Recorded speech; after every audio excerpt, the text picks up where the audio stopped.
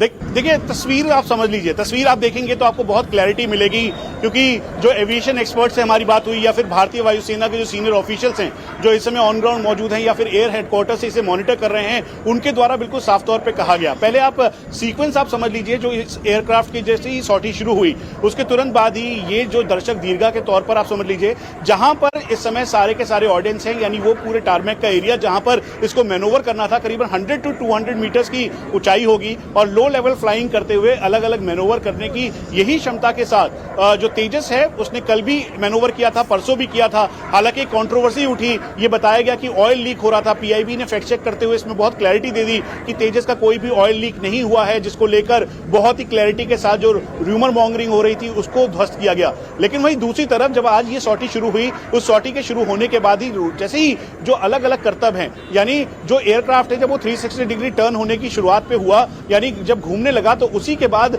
ऐसा अनुमान लगाया जा रहा है कि टेक्निकल स्नैग हुआ या टेक्निकल ग्लिच आया, जिस ग्लिच के बाद वो सीधा करीबन 4 से 5 सेकंड के अंदर सीधा बेस पर यानी जमीन पर जाकर गिरा। और ये आप ये समझ लीजिए कि पायलट की अभी कोई क्लैरिटी नहीं मिली, लेकिन इससे बहुत ही क्लियर है कि सूझबूझ के साथ, क्योंकि अगर टारमेक पे गिरता हो सकता है और नुकसान होता या फिर वो पीछे की तरफ गिरा है। इसका मतलब ये बहुत ही गंभीर, इस समय इसे इन्वेस्टिगेट भी किया जाएगा, कोर्ट ऑफ इंक्वायरी भी है और इशू कर रखी है। हम आपको बता दें कि करीबन 150 से ज्यादा कंट्रीज इस समय इस एयर शो का हिस्सा है और 1,48,000 के लगभग इंडस्ट्रीज इसमें है। भारत की जो मल्टीपल एजेंसीज हैं जो आत्मनिर्भरता का प्रतीक है एक तरीके से, वो 150 के लगभग यहां पर हैं और सभी में ब्रह्मोस से लेकर तेजस तक हर कोई यानी एचएएल तक सभी यहां पर थे। और देश के लिए ये एक आज बड़ा ही आप ये समझ लीजिए कि अच्छा दिन नहीं है, क्योंकि तेजस का ऐसे गिर जाना ये कई सारे सवाल भी खड़ा करेगा। और अभी जो भारतीय वायुसेना है उनके द्वारा ये कहा गया है हमें कि अब से कुछ देर बाद इसमें और क्लैरिटी आ जाएगी, लेकिन तस्वीरों में आप जो देख रही हैं वो बिल्कुल भी अच्छे साइन नहीं है। पिनास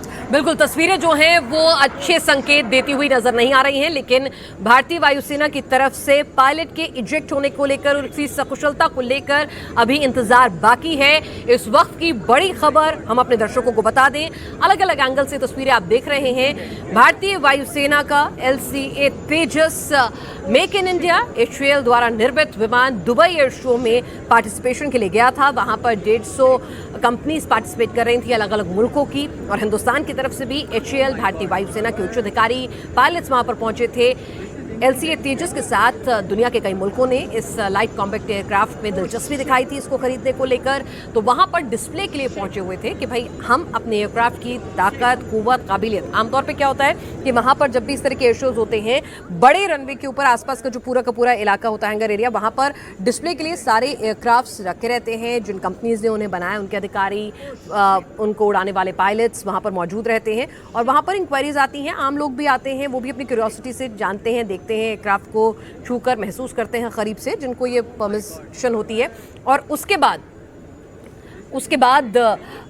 इस तरह से डिस्प्ले होते हैं, जिस डिस्प्ले के दौरान जब आप एक्चुअली इन एक्शन दिखाते हैं। इस वक्त एक और बड़ी खबर आपको बता दें, 3:49 पर यह हादसा हुआ है भारतीय समय अनुसार। तेजस के पायलट को लेकर फिलहाल जानकारी नहीं है, पायलट के बारे में अभी पता लगाया जा रहा है। औपचारिक खबर अभी तक नहीं आई है, जैसा कि मनीष प्रसाद भी कह रहे थे, लेकिन जो तस्वीरें निकल कर आ रही हैं, जिस तरह से पायलट ने सूझबूझ दिखाते हुए, हमारे डिफेंस एडिटर मनीष ने कहा कि पायलट ने सूझबूझ दिखाते हुए जिस तरह से उसको उस एरिया से जहां पर ये डिस्प्ले हो रहा था, दूसरे एयरक्राफ्ट खड़े हुए थे, टारमेक एरिया, उससे दूर ही क्रैश हुआ है प्लेन। तो पायलट को इजेक्ट होने का वक्त मिला होगा कि नहीं, संकेत अच्छे नहीं हैं, लेकिन दुआ यही है कि पायलट सही हो। पायलट ने सूझबूझ दिखाई, प्लेन को भीड़ से अलग क्रैश कराया है, तो पायलट इजेक्ट होता हुआ कम से कम इन तस्वीरों में हमें तेजस का जो पायलट थे वो नजर नहीं आ रहे हैं। लेकिन हाँ, सूझबूझ दिखाई कि वहां पर जो मीडिया इसको कैप्चर कर रहा था, जो एविएशन इंडस्ट्री के दूसरे मुल्कों के लोग इस डिस्प्ले को देख रहे थे, वहां से दूर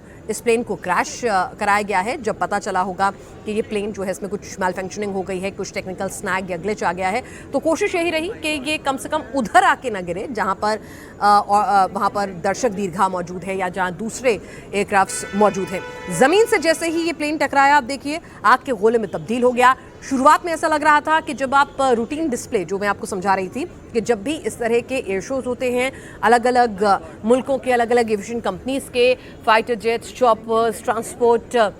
एयरक्राफ्ट वहाँ पर पहुँचते हैं और वहाँ पर पूरा उनका डिस्प्ले होता है, स्टैटिक डिस्प्ले होता है। वहाँ पर कंपनीज के अधिकारी मौजूद होते हैं, उनके बारे में सब कुछ समझाया बताया जाता है, उनको भीतर से दिखाया जाता है। और उसके बाद एक पूरा का पूरा एयर शो होता है, डिस्प्ले का टाइम होता है कि जिसमें अलग अलग देशों के अलग अलग कंपनीज के जो एयरक्राफ्ट वहाँ डिस्प्ले के लिए लाए जाते हैं उनको आप उनकी सॉर्टी करेंगे। उस सॉर्टी के दौरान वो अपनी काबिलियत कुव्वत मल्टी रोल करके और दूसरे तरीके से स्पीड एक्यूरेसी दिखाते हुए वो वहाँ पर मैन्यूवर करते हैं।